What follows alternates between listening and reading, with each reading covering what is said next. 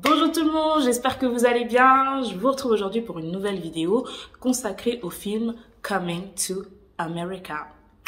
On se retrouve juste après.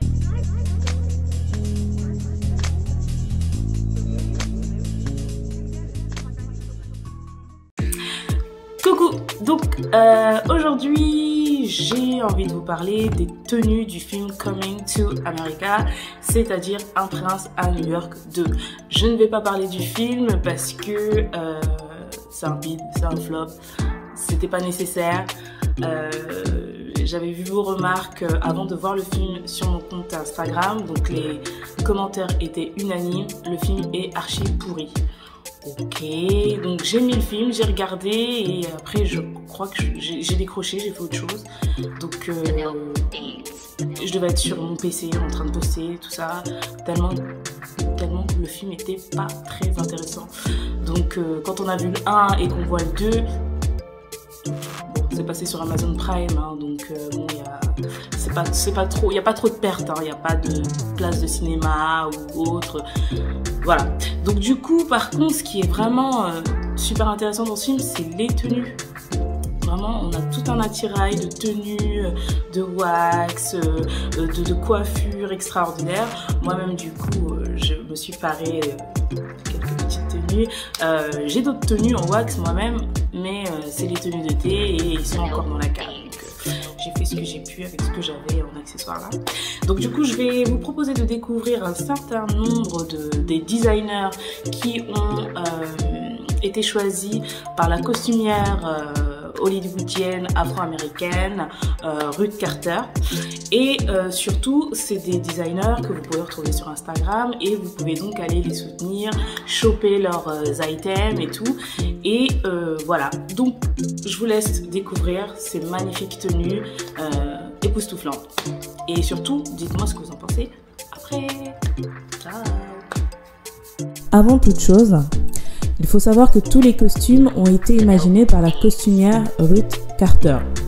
Elle a officié pour de nombreux films cultes, tels que Malcolm X de Spike Lee avec Denzel Washington en 1992, parce qu'il y en a eu plusieurs de Malcolm X, Amistad, Selma, Baby Boy, Le Majordome et bien d'autres encore.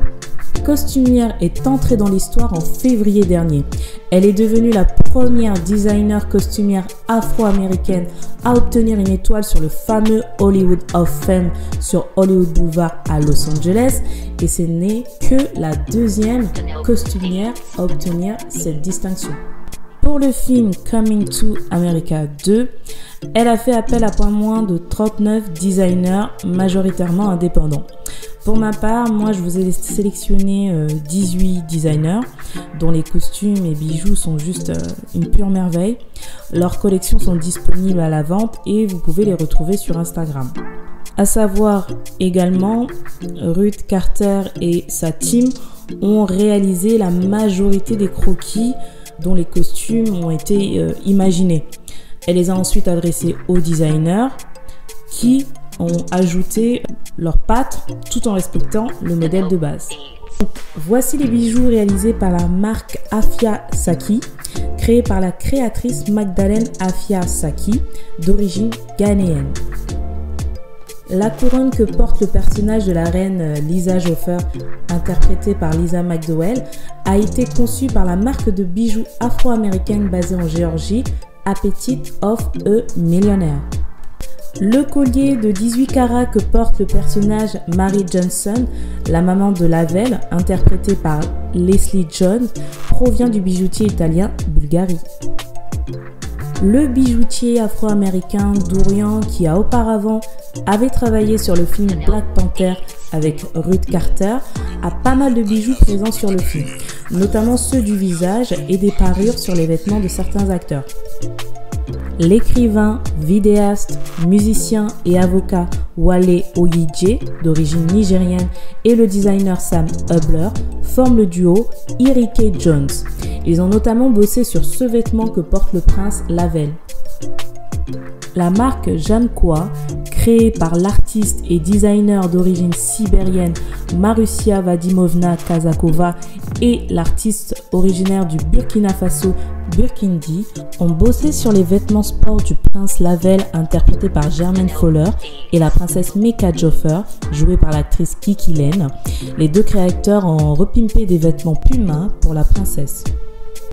Le créateur indien Gigi Vala a bossé sur 18 pièces du film, notamment le sari de la reine jaune et le costume du roi, ainsi que d'autres membres de la cour.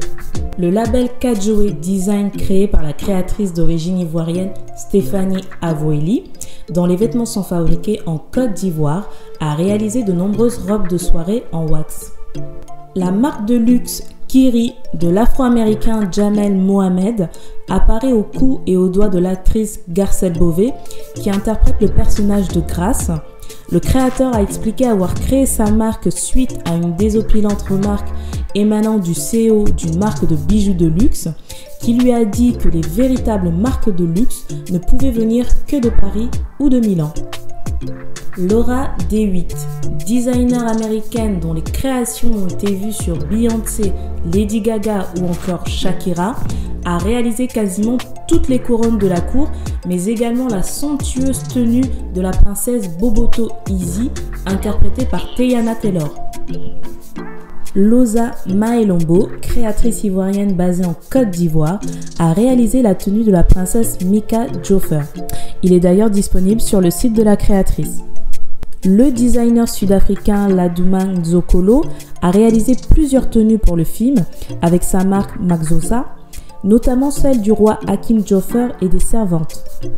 On aperçoit à un moment une réalisation de la designer d'origine ghanéenne Mimi Plange sur la princesse Meka Joffer, alors à table. La sud-africaine Palesa Mukubang a réalisé 2 tenues avec sa marque Manso pour les princesses Oma Joffer, interprétée par la fille de Eddie Murphy, et la princesse Tina Joffer, jouée par Akile Love.